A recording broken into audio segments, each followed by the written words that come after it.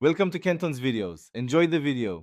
You begin by ensuring your iPad is ready to install Ipados 15. 8. 3. Connect power and Wi-Fi because interruptions cause failures. If battery is below 50%, plug in now. Next, free at least 3 to 5 gigabytes of space. Updates need temporary room. Once done, back up to iCloud or to a computer via Finder or iTunes so you can restore if something goes wrong. Now open Settings and follow the update path. This gets you into the device update flow quickly. You now fetch and apply the update. In Settings, go to General then Software Update. The device checks Apple servers and shows Ipados 15. 8. 3. Tap Download. This may take minutes depending on your connection, so stay on Wi-Fi. After download, tap Install, accept the terms, and enter your passcode when requested. The iPad will prepare and then restart to install. Make sure it stays on power and do not force power off.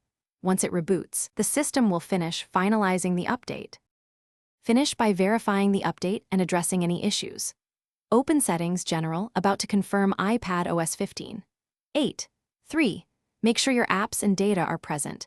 If something is missing, restore your backup via iCloud or connect to a computer to restore from Finder or iTunes.